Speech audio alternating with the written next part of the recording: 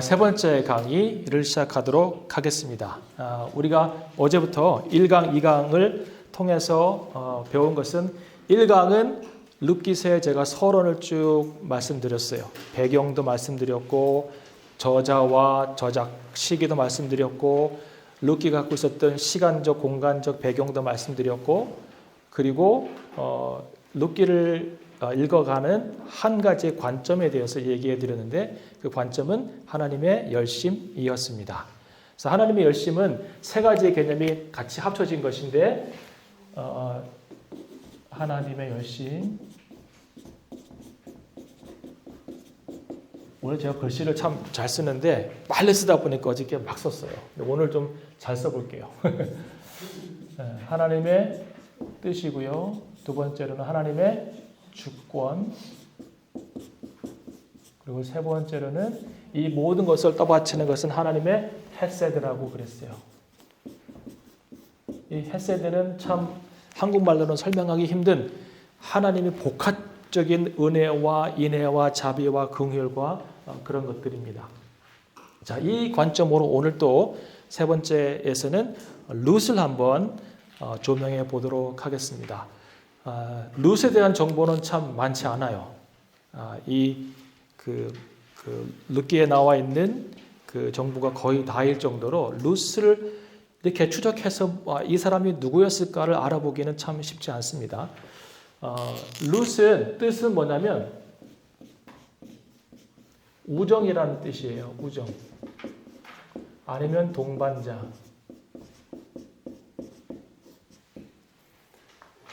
이 룻이 루스 라빠라고 하는 책이 있습니다. 루스 라빠. 이 책은 미드라시라고 하는 책이 있어요. 그러니까 뭐 구약 책이 있고 구약을 해석해 놓은 여러 가지 책이 있는데 탈무드도 있고 미드라시도 있고 그런 미드라시 같은 그런 책이에요. 루스 라빠라고 하는 책이 있어요. 그러니까 구약 성경을 이제 해석해 놓은 책 중에 특별히 루스에 관한 책을 해석해 놓은 책인데 그 AD 한 500년쯤에 나온 책이에요. 이 책은 그 루스를 이렇게 설명하고 있어요. 그 루스하고 그 동서가 누구죠? 오르바. 네, 룻과 오르바가 자매라는 거예요. 네. 뭐 정확하진 않아요. 근데 이 책에 의하면 다른 정보들을 찾기는 쉽지 않은데 이 책에 의하면 유대인들이 쓴 책이니까요. 이 책에 의하면 룻과 오르바가 자매인데 어떤 가문의 자매이냐면 그 당시 모압 왕이 누구였죠? 에글론이라는 사람이었어요. 에글론. 이 모압 왕이었어요. 이 에글론의 딸이라고 해요. 이 책은.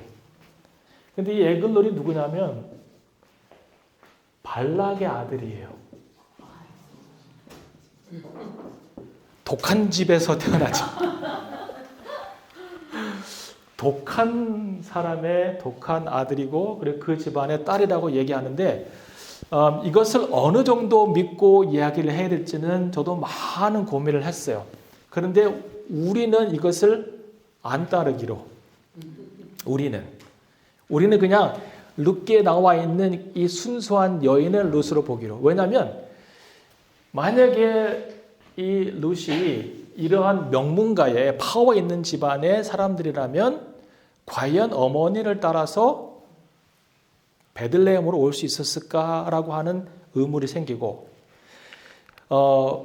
돌아와서도 밭에 가서 과연 이 공주 출신이 이삭을 주울까라고 하는 것에 저는 의문을 많이 가졌어요.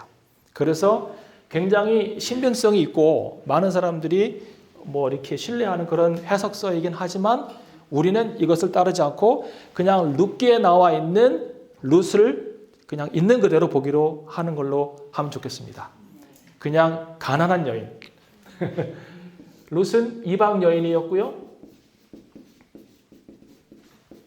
그리고 나중에는 과부가 되었고요. 가나안 땅에 왔을 때는 나그네가 되었고요.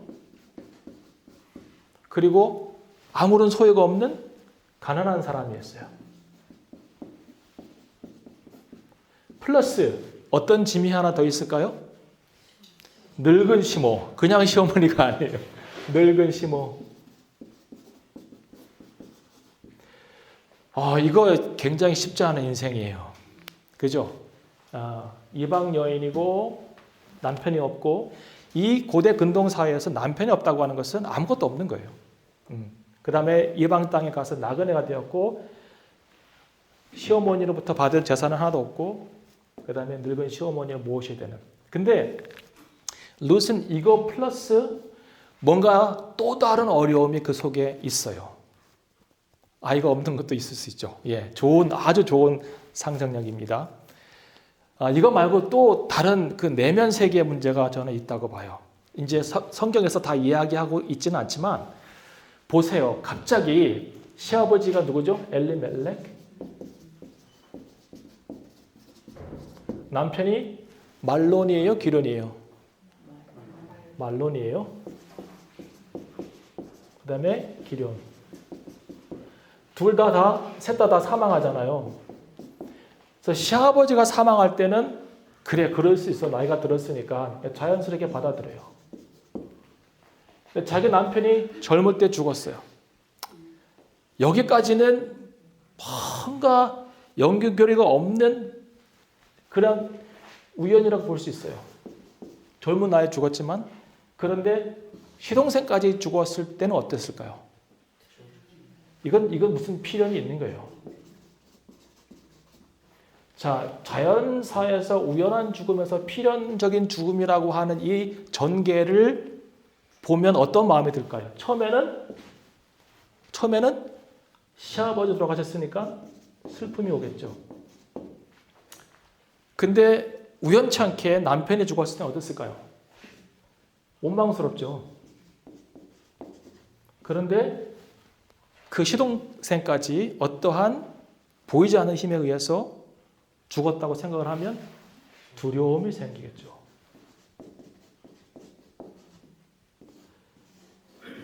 룻에게는 이 해결되지 않은 엄청난 두려움의 감정이 있습니다.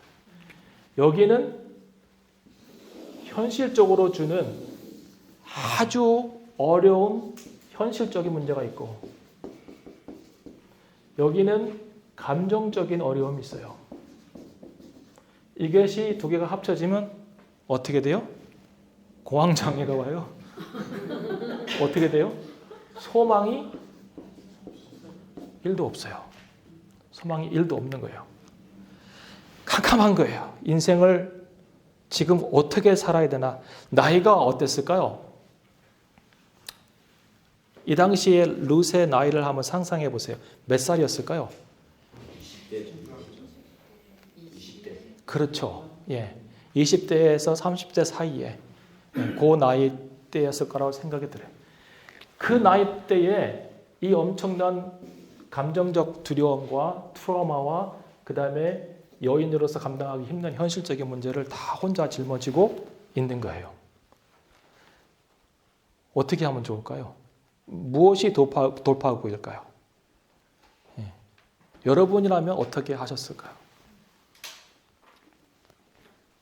어려운 문제예요. 근데 이 문제가 모압에서 있어도 힘든 문제인데 어머니 따라서 베들레헴으로 가면 소망이 좀 좋아질까요? 더 어려운 거예요. 그러니까 룻의 입장에서는 가장 좋은 방법은 오르바가 선택했던 방법이에요. 오르바. 미안하지만 오르바는 굉장히 현실적인 여인이었고 어떻게 보면 똑똑한 사람이었어요. 그래서 자기의 갈 길을 정확하게 찾아서 갔어요. 근데 룻은 그렇지 못해요. 무슨 이유든지 간에 어머니를 따라지 못했고 어머니가 가는 곳을 따라가기로 결정을 합니다. 굉장히 쉬운 일은 아니었어요. 네. 미래가 불투명하고 소망이 더 꺼져가는 그런 일이었고 베들레헴에 가서 어머니는 받아들여줄 수 있지만 본인은 받아들여줄 수 없는 그런 두려움도 있었을 거예요. 그런데 그는 가기로 결정을 합니다. 자, 거기에 두 가지 원인이 있어요. 여러분 룻기를 쭉 읽어보시면서 그러면 이 소망이 일도 없고 베들레헴으로 가면 더 힘든 현실이 기다리고 있을 거라고 생각을 하지만 그럼에도 불구하고 오르바처럼 현실적인 선택을 하지 않고 어머니를 따라서 베들레헴으로 가기로 결정하는 룻에게는 무슨 생각이 있었을까요? 무엇이 룻을 그렇게 결정하도록 만들었을까요? 예, 어떤 거요? 헤세드. 뭐 주권 그러면 이제 할 말 없고요. 예. 자, 첫 번째로는 어머니입니다. 룻이 뭐라 그래요? 어머니가 가는 곳에 나도 가고 어머니가 주무시는 곳에 나도 주무시고 어머니의 백성이 나의 백성이 되고 어머니의 하나님이 나의 하나님이 되고 어머니가 죽는 곳에 나도 죽고 어머니가 계속 하다가 만약 내가 어머니를 죽는 것 외에 떠나게 되면 여호와께서 나에게 벌을 더하시리라 그랬어요. 첫 번째는 어머니, 두 번째는 하나님이에요. 재밌게도 오르바는 똑같이 룻과 이 하나님을 어머니를 경험했는데 오르바는 현실적인 선택을 해서 가고 룻은 똑같은 어머니를 보고 하나님을 경험했지만 룻은 어머니를 따라서 베들레헴을 가기로 결정을 합니다. 자, 첫 번째는 어머니예요. 룻이 실패한 여인처럼 보이지만 사실은 룻은 굉장히 성숙하고 현숙하고 아주 신앙심이 있는 그런 여인이었다고 저는 생각이 듭니다. 자세하게 얘기는 하지 않지만 두 며느리가 봐도 와, 우리 모압에 이런 현숙한 여인을 찾아보기 힘들다라고 할 정도로 나오미는 굉장히 좋은 어머니였을 거라고 생각이 들어요. 왜 그러냐면 룻이 어머니가 얘기하는 것을 조목조목 하나하나 다 따라합니다. 오늘 오후에 만나서 얘기했던 어떤 분이 그러시더라고요. 아니 어떻게 시어머니가 낯선 남자가 자고 있는 곳에 몰래 가서 옷을 벗고 그 발치에 누워서 있으라고 하는 그 얘기를 하는 것을 어떻게 신뢰하며 따라서 순종할 수 있을까를 생각해 보면 본인은 하기가 쉽지 않다고 생각이 들었다고 하시더라고요. 근데 그만큼 어머니의 말씀 하나하나를 다 신뢰한 거예요. 이 신뢰 관계는 단순간에 쌓여져 있는 관계가 아니라 만나서 결혼하고 같이 살아가면서 한 집안에서 오랜 동안 경험하면서 습득한 결과로 생겨난 결과 신뢰입니다. 그러니까 어머니를 굉장히 신뢰하고 이 어머니 안에 무엇인가 있다고 생각을 했기 때문에 아마 어머니를 쉽게 포기하지 못했을 거예요. 두 번째는 이제 하나님이에요. 룻이 어떻게 하나님을 알았을까? 여호와의 하나님, 당신의 하나님, 어머니의 하나님, 여호와께서 이런 얘기를 막 서슴없이 하거든요. 어떻게 룻이 이스라엘 백성의 하나님을 모압 사람으로서 알았을까를 더듬어 생각을 해봐야 돼요. 첫 번째로는 가장 쉽게 생각할 수 있는 방법은 어머니에게서 들었겠죠. 그 어머니가 신앙생활을 하면서 하나님을 섬기는 법, 하나님의 율법을 자세하게 강론을 했을 거예요. 그런데 그거 말고 이스라엘 백성들이 모압을 지나간 지 얼마 안 된 시점이라고 제가 그랬잖아요. 그죠? 룻기는 다른 사람들은 사사기 후반에 있는 이야기라고 얘기했지만 우리는 사사기 초반부에 있는 이야기라고 얘기했잖아요. 그러니까 이스라엘 백성들이 모압을 지나서 정복 전쟁을 하기 이전에 이미 모압 백성들과 경험한 몇 가지의 사건들이 있어요. 근데 거기에서 힌트를 찾아갈 거예요. 일리가 있습니까? 잘 따라오시면 좋을 것 같아요. 자, 이제 이스라엘 백성들이 광야에서 이렇게 여행하다가 가나안 땅으로 들어가기 위해서 모압 평지에 모였고 그 평지에서 상당한 시간을 보냅니다. 거기서 모세가 3번의 설교를 한 것이 율법을 다시 리마인드 시켜주기 위해서 3번의 설교를 한 것이 신명기 내용이에요. 신명이 뭐예요? 새로운 계명이에요. 그리고 하나님의 계명이죠. 그리고 거기에서 한참 머물면서 땅 분배까지 다 사실은 다 합니다. 들어가면 이러이러한 땅을 너희가 가질 것이라고 해서 땅 분배까지 합니다.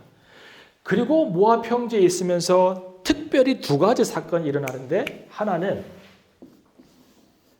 민수기 22장에서 24장에 나오는 사건이에요. 아까 제가 얘기했던 이 발락이라고 하는 사람과 관계되어 있습니다. 모압 형제에 이렇게 이스라엘 백성들이 오니까 이 모압 왕이라고 하는 발락이라는 사람이 이제 두려움에 빠졌어요. 그래서 미디안 사람들 장로들을 모아놓고 하는 말이 뭐냐면, 야, 우리가 이스라엘 백성을 보니까 마치 채소밭에 풀려져 있는 소 같더라라고 얘기합니다. 생각해 보세요. 큰 채소밭에 소를 많이 풀어놔 보세요. 그럼 어떻게 돼요? 한순간에 다 사라져가는 것이죠. 그만큼 파괴력 있고 그만큼 힘이 있다는 것이에요. 그리고 그 뒤에는 하나님이 있다는 거예요. 그래서 발락이 꾀를 냅니다. 근데 군사력으로 싸우기에는 쉽지 않은 문제예요. 왜냐하면 하나님이 계셔서 그들을 돌보고 있기 때문에. 그래서 꾀를 내서 이 이스라엘 사람들을 저주하기로 결정을 합니다. 그리고 선지자를 찾아요. 그 선지자가 누구죠? 발람이에요. 발람. 그러니까 발람은 어디 사람일까요? 자, 이제 지도를 한번 그려보면 다시 이렇게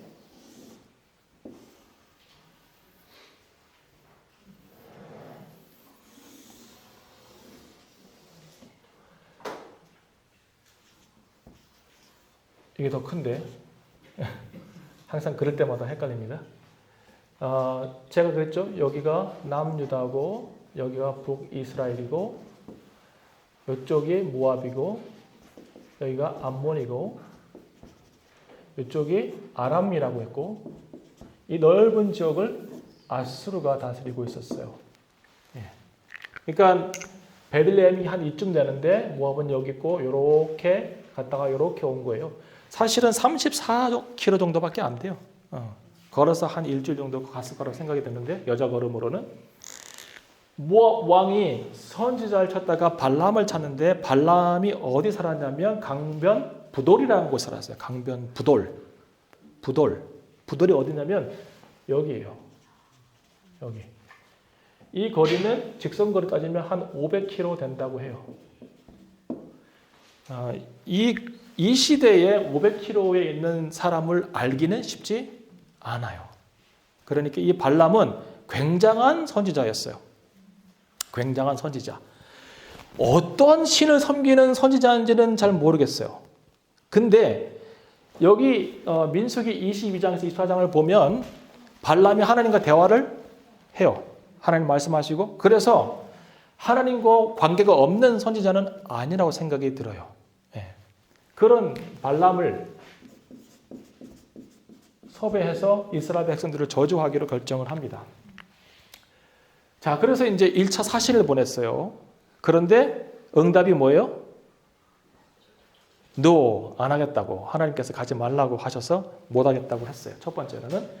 그런데 두 번째는 더 많은 은금을 가지고 집안을 가득 채울 정도로 은금을 가지고 갔다고 성경에 나옵니다. 은금, 집안을 가득 채울 정도로. 생각해 봤어요. 나라면 어떻게 했을까? 우리 집에 은금을 가득 채울 정도로 누가 갖고 와서 리바이벌 아카데미를 떠나서 다른 아카데미를 하자고 하면 어떻게 할까? 강창희 권사님께서 뭐라 하시겠죠? 그랬어요. 그런데 그때도 하나님께서 뭐라고 말씀하셨을까? 그때는 두 번째로는 가라고 말씀하세요. 가라고. 재밌어요. 가라고 말씀하셔서 길을 떠나는데 길을 떠나다가 발람은 못 보는데 나귀가 하나님의 사자가 칼을 들고 서 있는 것을 보잖아요. 근데 나귀가 놀란 거예요. 그래가지고 밭으로 살짝 들어갔는데 거기도 하나님의 사자가 있어요. 그래서 막 담벼락을 비지면서 막 이렇게 막 하니까 발락의 발이 상해졌어요. 말에 타고 있는데 당나귀가 막 담에다 비비니까 그러니까 화가 나니까 당나귀를 막 3번 지팡이로 때리죠. 이놈의 당나귀 새끼 너가 칼이 있었으면 넌 죽었을 거라고 막 이런 얘기가 하잖아요. 그러니까 당나귀가 화가 났어. 그러니까 말을 해요. 주인님이시여, 내가 평생 당신의 나귀로 살면서 이런 일이 있었습니까? 라고 이제 얘기를 하잖아요. 그 말을 듣는 순간 발락의 눈이 열립니다. 그리고 사자를 보는 거예요. 그럼 꼬꾸라지죠. 그리고 잘못했다고 고백을 합니다. 하나님의 사자여 내가 잘못했습니다. 그랬더니 막 꾸짖으면서 네가 어딜 가느냐라고 얘기하고 그리고 보내줄 테니까 가서 내가 시키는 대로 하라고 얘기하죠. 그리고 갑니다. 가서 어떻게 했어요? 축복했어요. 가서 저주하지 않고 축복을 했습니다. 3번이나 축복을 했어요. 그 축복의 내용 중에 가장 유명한 것 중에 하나는 하나님은 인생이 아니시니 시건치 아니하시고 하나님은 인자가 아니시니 후회가 없도다. 그 말이 뭐예요? 하나님께서 한 번 내 백성이라고 언약한 백성의 그 관계를 끊겠느냐 이 말이에요. 하나님은 변개치 않는다. 그 말을 하고 그리고 또 재밌는 것을 하나 봐야 되는데 자 민수기 24장을 한번 펴보시기 바랍니다. 민수기 24장 17절을 보세요. 발람의 예언 중에 이러한 엄청난 사건이 여기에 기록되어 있어요. 24장 17절 내가 그를 보아도 이때의 일이 아니며 내가 그를 바라보아도 가까운 일이 아니로다. 한 별이 야곱에서 나오며 한 홀이 이스라엘에게서 나와서 모압을 이 편에서 저 편까지 쳐서 파하고 또 소동을 하는 자식들을 다 멸하리로다 그랬어요. 자, 이게 발람이 이스라엘 백성들을 축복하면서 모압을 향하여서 예언한 이야기예요. 한 별이 나오고 한 홀이 나와서 그들을 멸한답니다. 한 홀 기억나는 거 없습니까? 한 홀. 홀이 뭐예요? 셉터라고 하는 건데 큰 이게 뭐랄까 쥐봉 같은 거죠, 그죠? 한 홀, 셉터. 그 별이 나오고 홀이 나온답니다. 그리고 그 홀이 모압을 이 편부터 저 편까지 쳐서 완전히 파한다고 하는 그 예언을 해요. 한 홀 기억나는 사건 없습니까? 어디에? 에스더. 에스더는 모압하고는 상관이 없죠, 그죠? 그러면 창세기 49장을 가보시기 바랍니다. 창세기 49장에 야곱이 마지막 운명하기 전에 자식들을 이제 축복하는데 10절을 보세요. 9절을 보세요. 유다를 축복하면서 이런 얘기를 합니다. 유다는 사자 새끼로다. 내 아들아 너는 움킨 것을 찢고 올라갔도다. 그의 엎드리고 웅크림이 수사자 같고 암사자 같으니 누가 그를 범할 수 있으랴. 홀이 유다를 떠나지 아니하며 치리자의 지팡이가 그 발 사이에서 떠나지 아니하시기를 실로가 오시기까지 미치리니 그에게 모든 백성이 복종하리로다. 유다를 축복하면서 이 홀 얘기를 하는데 다시 이 발람의 입에서 한 홀이 나와서 모압을 정복한답니다. 누굴까요? 이 홀은 누굴까요? 궁극적으로는 예수 그리스도를 볼 수 있는데 이 문장 안에서는 누구냐면 이 홀은 다윗이에요.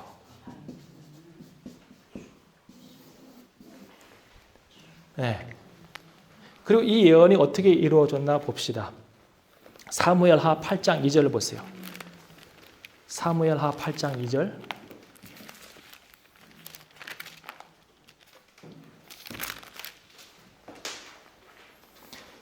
사무엘하 8장 2절에 보면 다윗이 또 모압을 쳐서 저희로 땅에 엎드리게 하고 줄로 재어 그 2줄 길이의 사람은 죽이고 1줄 길이의 사람은 살리니 모압 사람이 다윗의 종이 되어 조공을 바치리라 그랬어요.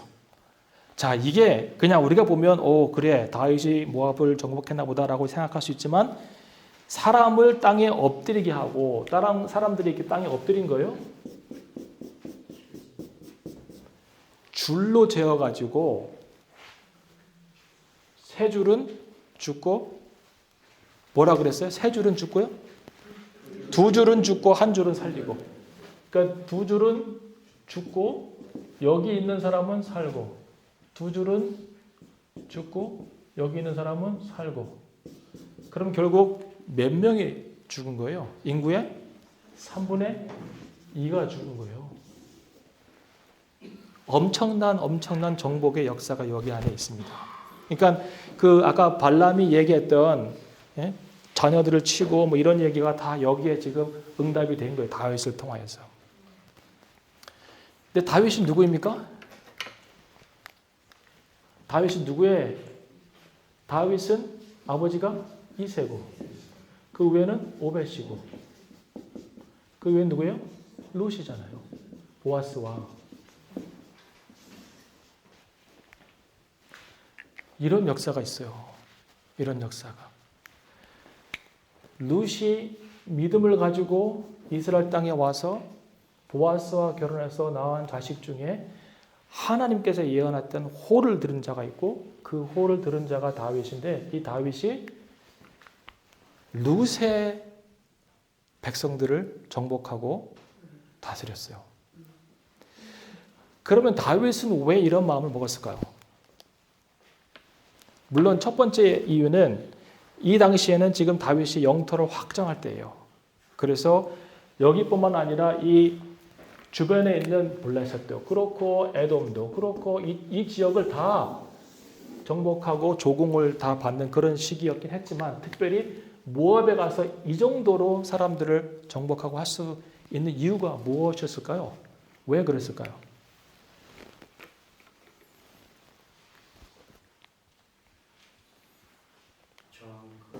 저항이 컸어요? 굉장히 좋은 생각입니다. 사무엘상 22장을 좀 보세요. 사무엘상 22장.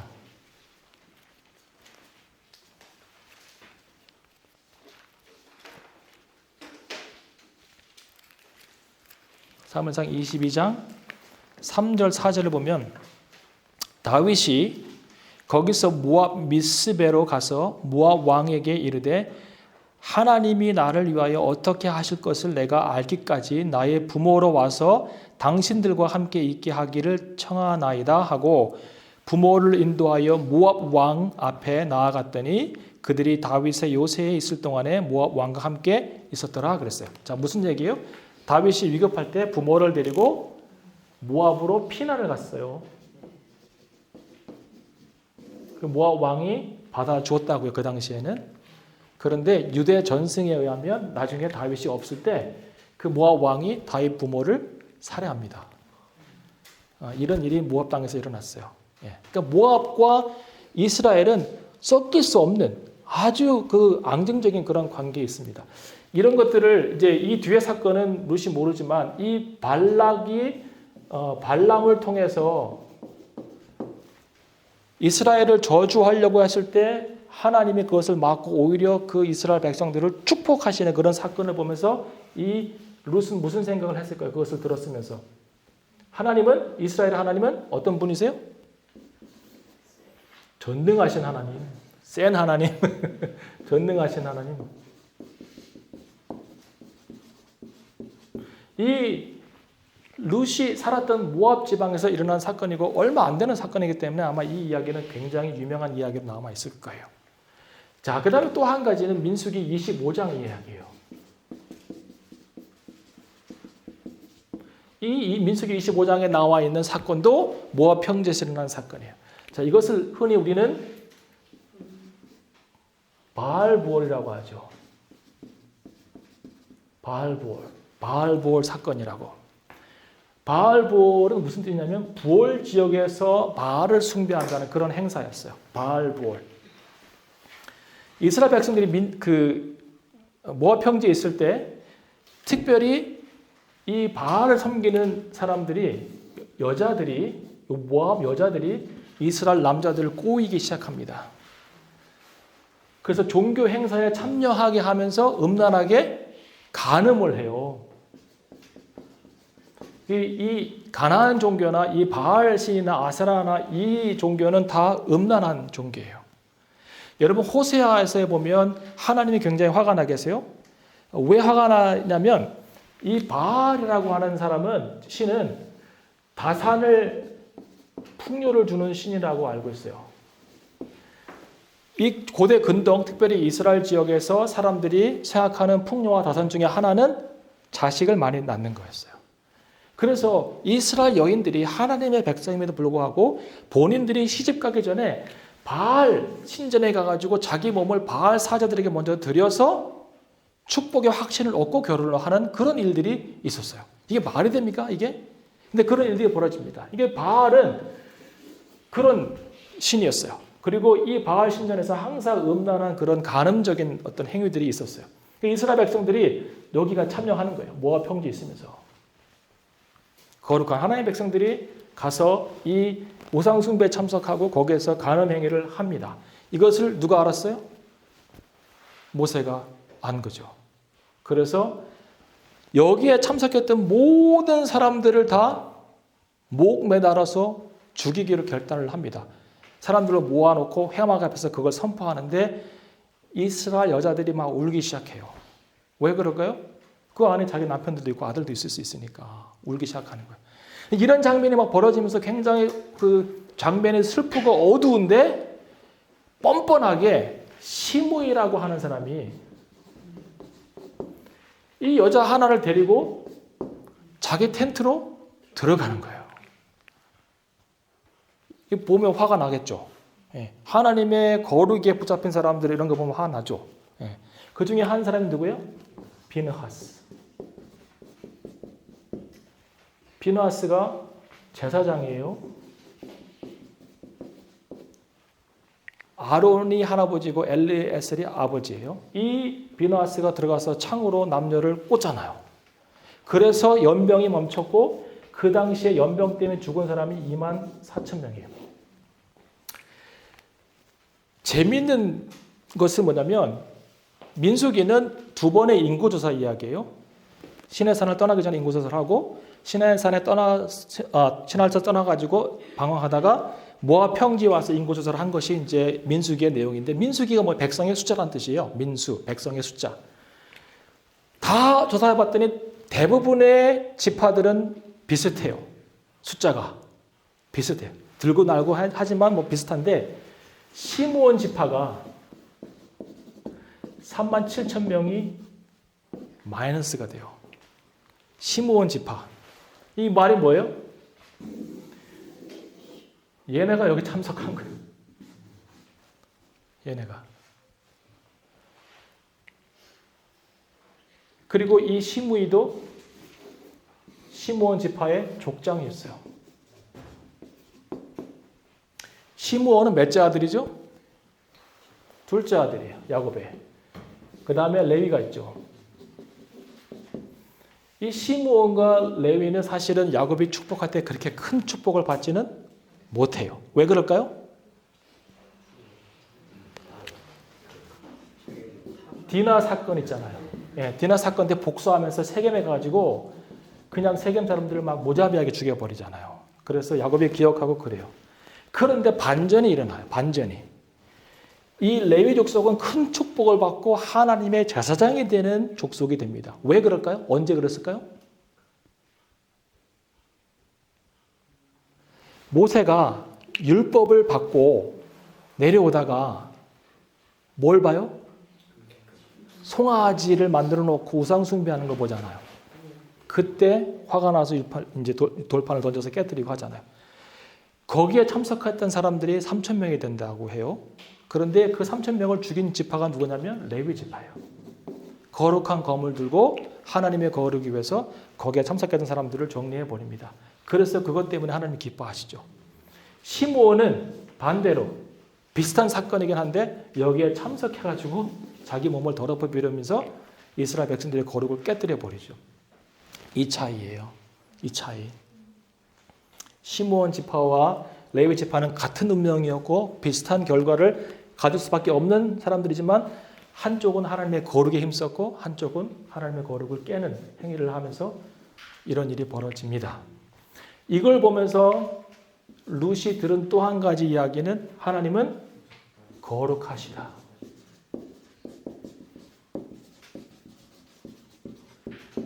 어머니가 얘기해 주신 하나님에 대한 믿음, 지식, 자기네 역사 속에 있었던 이스라엘 하나님에 대한 경험이 전능하신 하나님, 거룩하신 하나님, 이 하나님에 대한 이야기를 들으면서 룻은 이 하나님 안에 거하는 것이 축복이다라고 하는 생각을 했을 것 같아요. 그래서 어머니와 하나님 때문에 그 길을 따라 나섭니다. 재미있는 것은 뭐냐면 2장을 보시면 보아스가 룻에게 이런 얘기를 합니다. 자, 12절.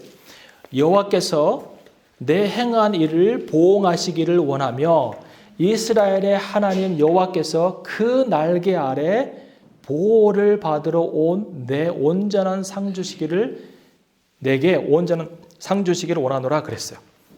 자, 보아스가 이 모든 하나님에 대한 이해를 가지고 소방이 일도 없음에도 불구하고 어머니를 따라서 이스라엘의 하나님께 속하기 위해서 나아온 그 언약 백성의 자리에 들어가기 위해서 나온 룻에게 하나님의 은혜의 날개 아래서 보호받기를 원한다라고 그랬어요. 하나님의 날개.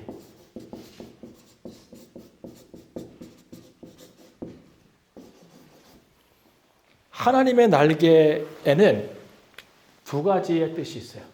하나는 보호, 두 번째로는 치유. 출애굽기를 보시겠어요? 출애굽기 19장 14절. 출애굽기 19장 4절을 보시면 하나님께서 이스라엘 백성들에게 이렇게 얘기하십니다. 나의 애굽 사람에게 어떻게 행하였음과 내가 어떻게 독수리 날개로 너희를 업어 내게로 인도하였음을 너희가 보았느니라 라고 말씀하세요. 여기에 똑같은 언어가 사용됩니다. 카나프라고 하는 단어. 날개는 카나프거든요. 카나프. 히브리 언어는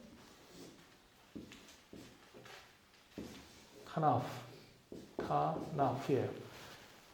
이 단어가 날개란 뜻인데 똑같은 단어가 거기에 사용됐습니다. 그 다음에 신명기 32절을 보세요.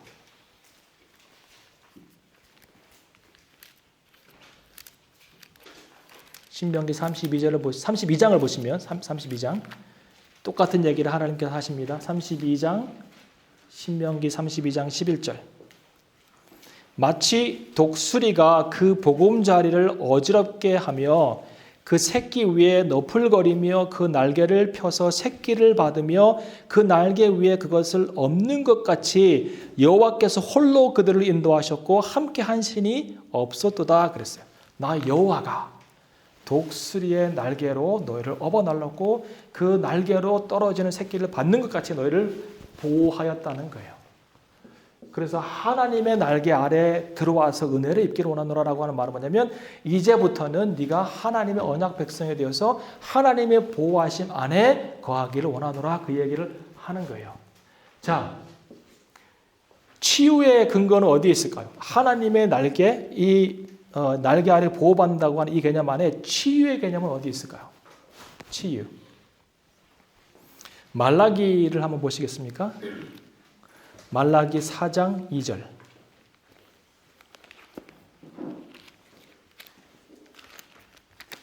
여러분 아플 때 목사님들이 신방 와가지고 이 말씀 읽잖아요. 내 이름을 경외하는 너희에게는 의로운 해가 떠올라서 치료하는 광선을 바라리니 너희가 나가서 외양간에서 나온 송아지같이 뛰리라 그랬어요. 의로운 해가 떠올라서 치료의 광선을 바란다. 이 말이 뭔지 아세요? 하나님의 날개 아래 안에서 너가 치유를 받는다는 뜻이에요. 예, 영어 성경에 이렇게 되어 있어요. 4장 2절에 보면 But for you revere my name. The Son of Righteousness will rise with healing in its wings. wings가 나오잖아요. 여기 wings, in its wings. 하나님의 날개, 치유의 능력이 있어요. 그리고 이 치유의 능력이 있다고 한 날개는 또 옷가지라고 하는 뜻도 있어요. 옷가지. 여러분 혈루증 여인이 와서 예수님 뒤를 딱 만지잖아요. 예, 그 내용이 바로 이 내용이에요.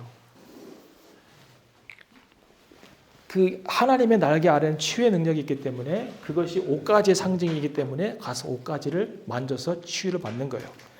그 또 재밌는 얘기 뭐냐면 3장을 보시면 룻기 3장을 보시면 아까 제가 말씀드렸잖아요. 보아스가 타작마당에 누워 있을 때 룻이 조용하게 뒤로 들어가 가지고 그 발치에 누웠고 그리고 9절에 보면 내가 누구냐라고 물어보잖아요. 그죠? 대답하되 나는 당신의 시녀 룻이오니 당신의 옷자락으로 시녀를 덮으소서 그래. 이 옷자락도 옷자락 날개예요. 날개. 그러니까 룻이 참 지혜로운 거예요.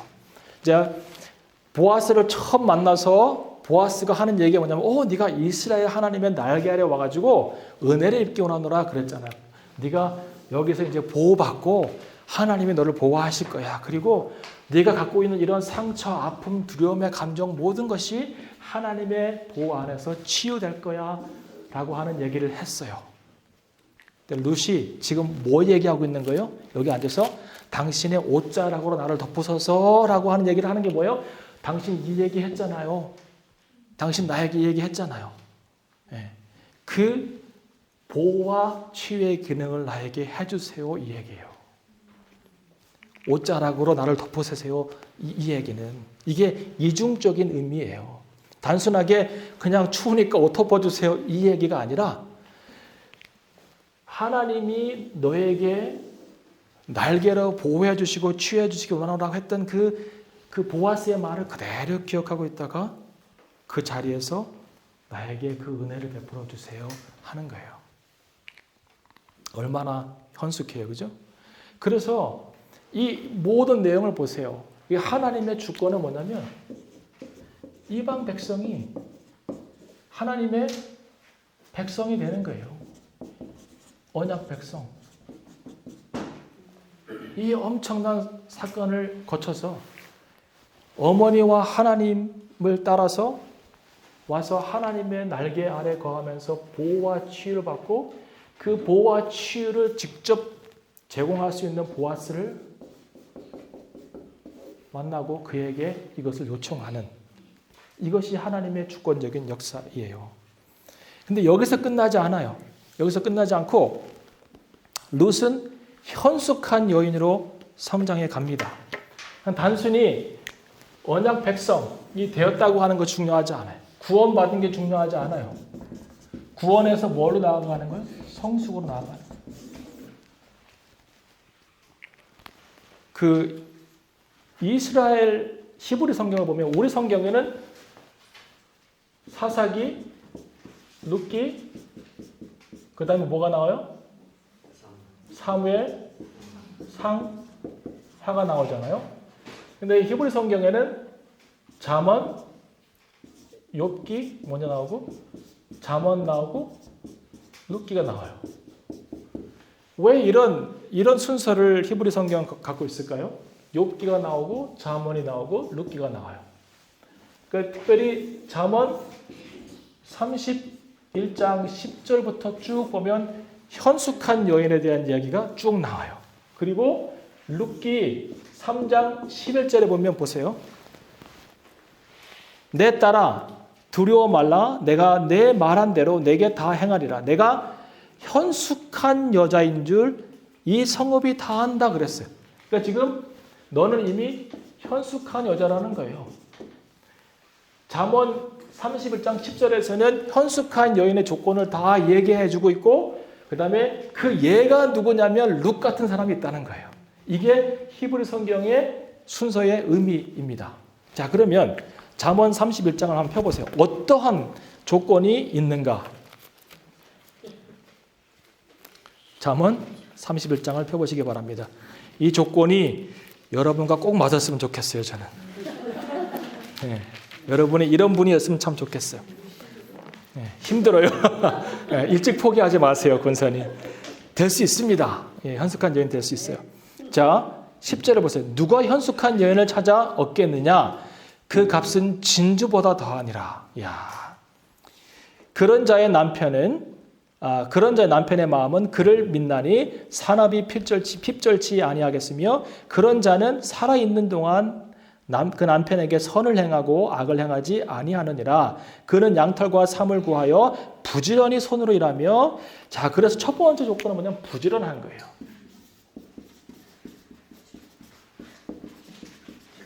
여기 탈락하신 분 있나요?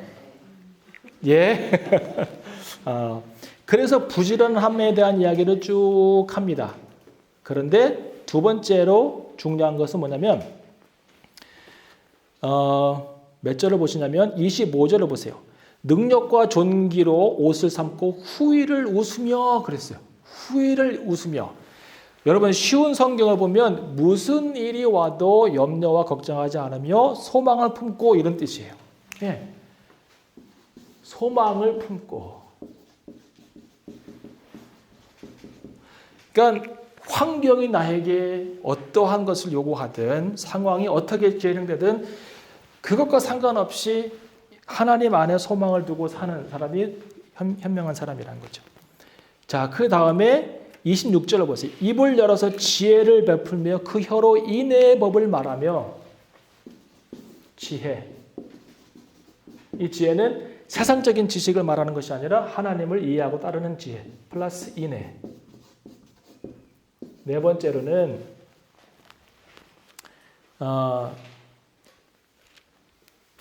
29절 덕행 있는 여자가 많으나 그대는 여러 여자보다 뛰어난다 하느니라. 그리고는 30절 보세요. 고운 것도 거짓되고 아름다운 것도 헛되나 오직 여호와를 경외하는 여자는 칭찬을 받을 것이라 그랬어요. 덕행. 그 다음에 여호와를 경외하는 거예요. 이 다섯 가지가 잠언에서 얘기하고 있는 현숙한 여인의 조건들이에요. 자, 그러면 룻이 여기에 해당됩니까? 안 됩니까? 룻 부지런해요? 안 해요? 부지런해요. 어제 제가 말씀드렸지만 쉬지 않고 일을 합니다. 잠깐 쉘터에서 쉰 거 외에는 열심히 일을 합니다. 소망을 품어요? 안 품어요? 제가 그랬잖아요. 소망이 1도 없는 상황에서 오직 하나님 바라보며 소망을 품고 나아가는 모습. 지혜로워요? 저 정도면 지혜롭죠. 인애를 베풀어요? 인애를 베풀었죠. 보아스에게도 어머니에게도. 덕행을 하는 것은 말할 것도 없고 하나님을 경외하는 믿음이 생겼잖아요. 이 정도면 참 귀한 사람이에요. 그런데 이 고골 사람들이 너가 현숙한 사람인지를 다 안다라고 얘기했는데 그러면 우리가 살면서 가장 인정받기 어려운 사람이 내 옆에서 가장 옆에 사는 사람이에요. 나오미는 룻을 뭐라고 평가하고 있을까요? 아니면 동네 사람들은 이 사람을 뭐라고 평가할 수 있을까요? 4장 15절을 보세요. 룻기. 동네 사람들은 특별히 여자분들은 시기가 많은 여자분들은 이런 얘기를 해요. 이는 내 생명의 회복자며 내 노년의 복량자라. 곧 너를 사랑하며 7 아들보다 귀한 자부. 현숙하고 7 아들보다 나은 자부. 자, 7 아들이 상징하는 건 뭘까요? 7은 완벽한 숫자예요. 완벽한 아들 7이 있어도 이 자부가 더 낫다는 거예요. 어떤 면에서? 모든 면에서. 신앙도 그렇고 인격도 그렇고 사회생활도 그렇고 사람을 대하는 것도 그렇고 여러 면에서 7 아들보다 완벽한 아들보다 더 훌륭한 자부라는 거예요. 이거 누가 하는 일일까요? 저는 사람이 할 수 있는 일이라고 생각하지 않아요. 내가 아무리 노력해도 될 수 있는 일은 아니에요. 하나님의 열심이에요. 이방 사람에서 언약 백성으로 나아가는 이 과정, 그 다음에 언약 백성의 삶에 들어와서 계속해서 믿음 안에서 성숙해가는 과정, 하나님의 열심이고 하나님의 주권이죠. 마지막으로 자 이제 다시 룻기를 보시면 계대 결혼을 통해서 고해를 통하여서 보아스랑 결혼하고 고해를 통해서 보아스랑 결혼하고 낳은 아들이 누구예요? 오벳이죠. 자, 그러면 이스라엘 법대로 하면 이 오벳은 누구의 아들이 되어야 할까요?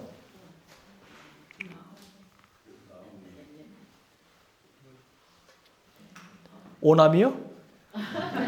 나음이요? 원래 누구의 아들이 되어야 돼요? 이 보아스는 누구를 위해서 룻과 결혼한 거예요? 자식을 낳은 거예요? 나옴이에요? 아니면 룻의 남편이에요? 룻의 본 남편이에요. 그죠? 그러면 누구예요? 말론.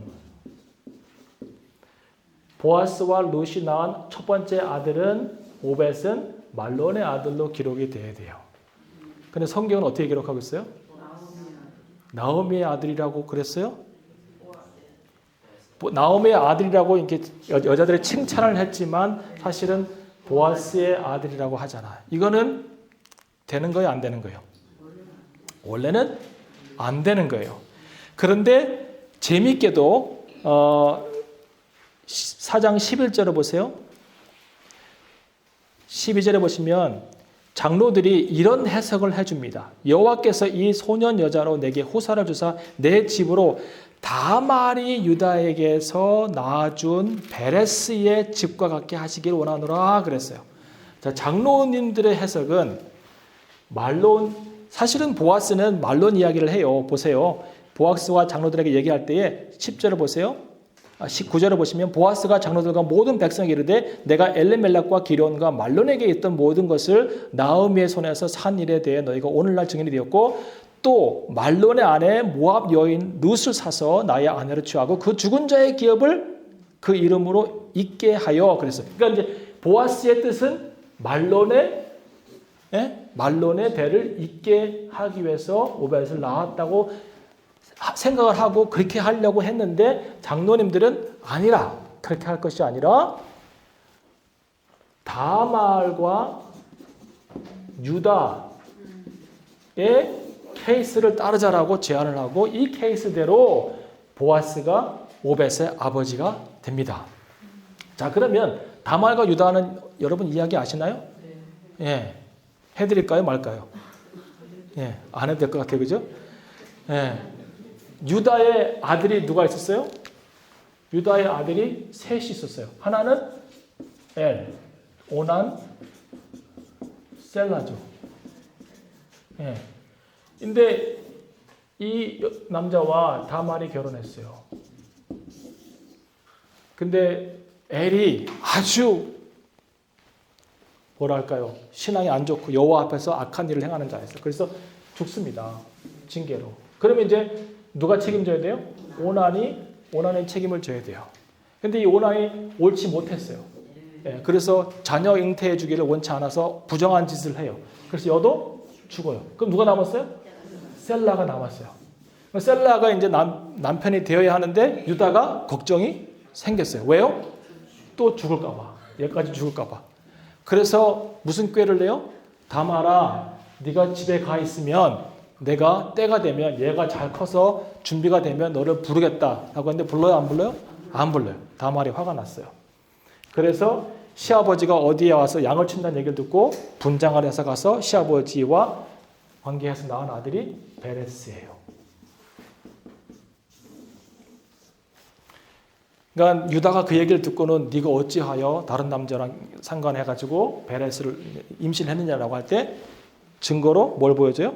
끈이 묶여있는 도장과 지팡이를 내보면서 당신입니다 얘기하잖아요. 그래서 나온 아들이 베레스예요. 근데 이 베레스는 원래 누구 아들이 돼야 돼요? 엘의 아들이 돼야 돼요. 근데 성경은 베레스가 유다와 다말의 아들이라고 나옵니다. 왜 이랬을까요? 왜? 율법에 의하면 이거는 안 되는 거잖아요. 그죠? 왜 그런 일을 했을까요? 예.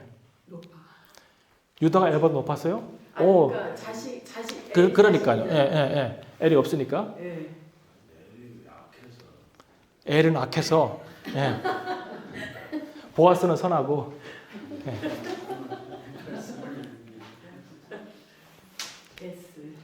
정답은 이때는 아직 율법이 없었어요.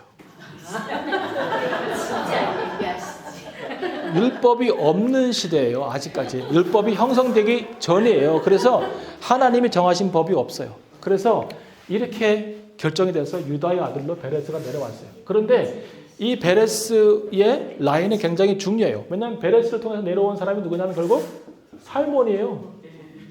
살몬이에요. 살몬이 누구랑 결혼했어요? 라합이랑 결혼했어요.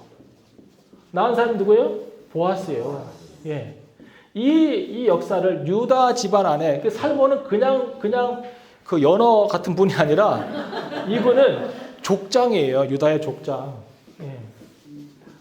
그래서 이 이야기를 알고 있는 사람들이 이 가문의 이 믿음의 역사를 아는 것이죠. 그래서 이 다말의 믿음, 라합의 믿음, 그 다음에 룻의 믿음을 생각해서 장로님들이 아주 중요한 결정을 내립니다. 그래, 믿음으로 사는 사람에게는 은혜를 베풀어서 오벳의 아들로 하자고 하자.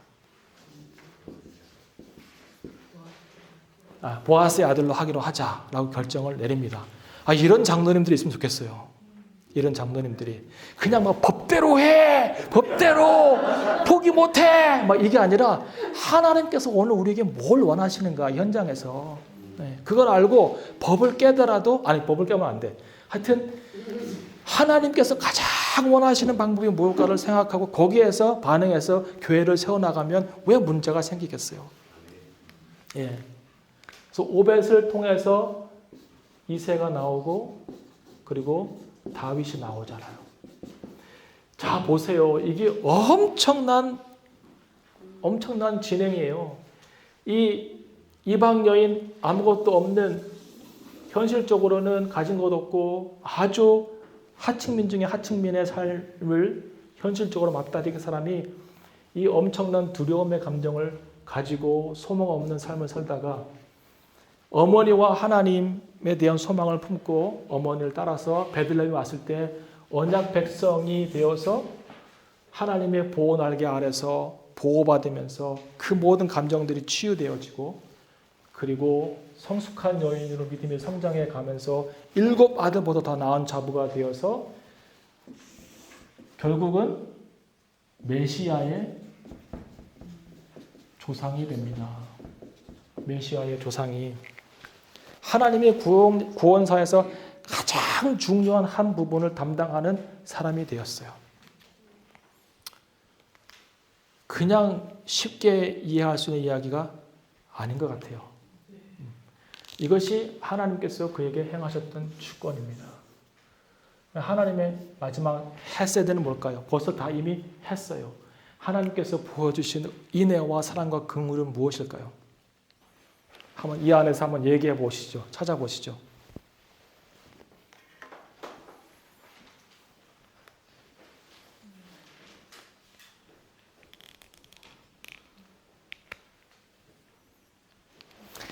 그 기름 물을 자를 영어로는 뭐라 하신지 아세요? 예, kinsman redeemer예요. kinsman redeemer. 룻은 한마디로 redeemed 됐어요. redeemed. 그게 하나님의 헤세드예요.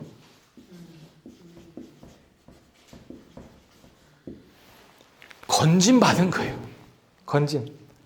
하나님의 헤세는 이 주권 안에서 이렇게 놀라운 일을 했지만 이 엄청난 현실과 소망 없음과 이 어려운 현실 가운데서 하나님이 건지신 거예요. 그를 건지시고 하나님의 은혜 날개 아래 가만히 품어주시는 거예요. 이렇게 마치 폭풍과 막 내려치고 번개가 치고 그래서 엄청난 양의 비가 떨어지는데 그 어미 독수리가 이렇게 날개를 품고 이렇게 있어요. 그런데 거기에 아무것도 모르는 새끼가 이렇게 얼굴을 내밀고 이렇게 평화롭게 있는 모습처럼 그 모습이 룻의 삶이 되었어요. 여러분 오늘 우리 하나님의 이 엄청난 보호와 치유의 날개가 여러분 삶 가운데 이렇게 감싸고 있습니다. redeemed. 이 안에서 구원받고 보호받고 치유되는 경험을 하는 것이 하나님의 헤세드입니다. 더 나아가서는 예상했지 못했던 메시아의 족보에 끼는 거예요. 여러분 보세요. 아까 라합 이야기 했어요. 다말, 라합, 룻, 밧세바 다 이방 여인이에요. 룻 빼고는 뭐 그렇게 윤리적으로 합당하지도 않아요. 다말 어떻게 설명할 수 있을까요? 이분이 어떻게 메시아의 족보에 들어갈 수 있으며 라합, 룻, 밧세바 이런 분들이 어떻게 이방인으로서 어떻게 예수 그리스도 족보에 메시아의 족보에 들을 수 있을까? 이건 인간적인 방법으로는 설명이 불가능해요. 하나님의 주권과 열심 외에는. 여러분 어떻게 구원받았어요? 여러분 어떻게 오늘 이 자리에 계세요? 하나님의 열심 외에는 설명할 방법이 없습니다. 그러니까 우리가 룻을 이렇게 드라마틱하게 하니까 와 정말 대단하다 이렇게 생각하시지만 여러분의 삶을 이제 이 시간 이거 끝나고 한번 조용하게 돌아보세요. 여러분의 삶 가운데 예수 그리스도가 어떻게 찾아오셨는지, 어떻게 그분이 여러분의 삶을 구원해서 성숙으로 그리고 하나님의 구속사역에 사용하고 계신지를 한번 생각해 보세요. 놀라운 일이에요.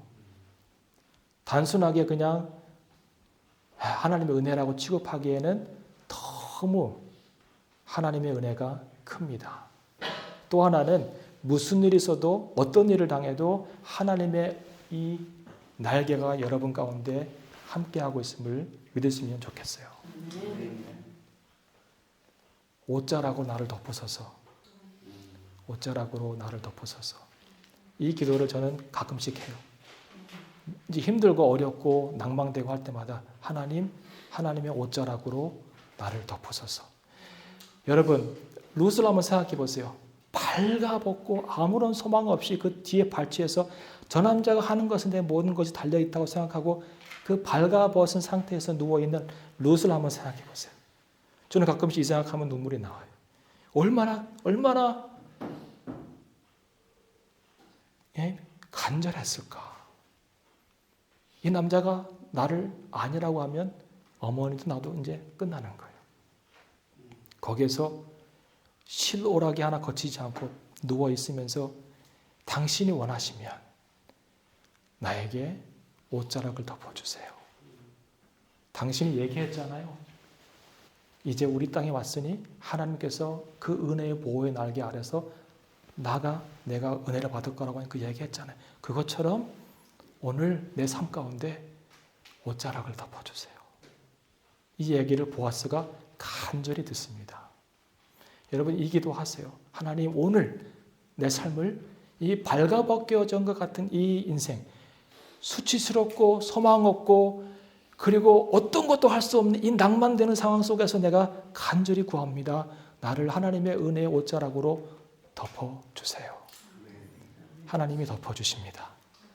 하나님이 보호하실 거고 하나님이 치유하실 거예요. 이 놀라우신 하나님을 룻은 경험했어요. 그것이 하나님의 헤세드입니다. 아멘. 자 이제 마지막 한 15분 정도 쉬시고 이제 마지막 보아스 강의를 하도록 하겠습니다. 감사합니다.